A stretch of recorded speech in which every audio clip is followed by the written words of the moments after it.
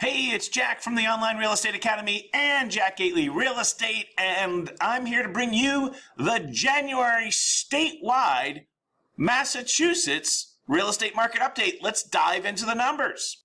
And the biggest number coming out of January is the amount of single-family homes on the market. There just is not a lot of inventory.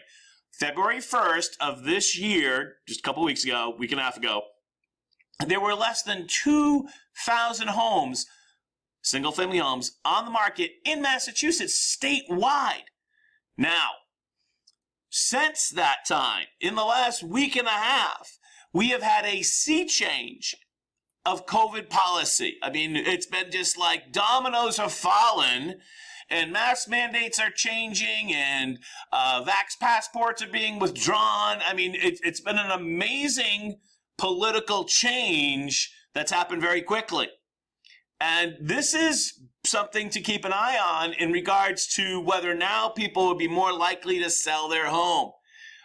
On the other hand, we have questionable macroeconomic news with incredibly high inflation, the highest since, 1982, that was announced just the other day, 7.5%. That's striking. And we have possible Fed rate hikes. So we're, out of the fire into the frying, whatever you want to call it. This is a very interesting and dynamic market. And hey, what has that meant for sellers so far? Let's take a look. Prices are up just a touch, $658. The average house in Massachusetts, single family home, is about $660,000, somewhere in that band there, between $650 to $700. You're going to see a little bit of fluctuation in that, but let's call it $650, $660, $65, somewhere in that range is your average price. Pretty much holding steady. In fact, most of these statistics that we're going to look at for the month of January are pretty much holding steady. But with the COVID changes and with the interest rate hikes that we're expecting from the Fed, we're going to keep a very close eye to see if anything changes in the next couple of months. Let's take another look at a very important statistic for this month. 3,075 or 3,100 about homes sold in January, closed in January. Happy to say that we contributed to that number quite a bit. And over at Jack Gately Real Estate. And shameless self-promotion.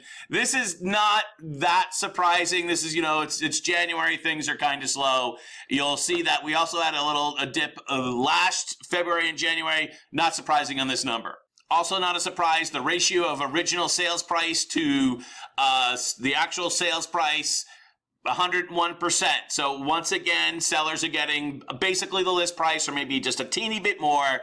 For days to offer, that's, again, from when you put your house in the market to when you actually accept an offer, which is statistically can't really be much more than 11 or 12 days. That's kind of like the minimum number. That's effectively 0. 24 days. So that's just over 3 weeks. Now that's actually down from last year's February number of 33 days, but it's within the ballpark. Things are moving quickly off the shelf. That's what to learn.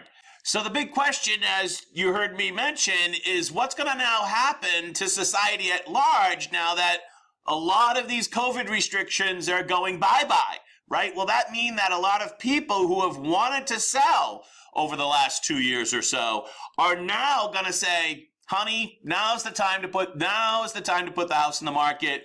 We're going to move to Florida where, and we can see that from a lot of industrial states, for instance, in the Northeast, Massachusetts, where people are going to want to move to lower tax states.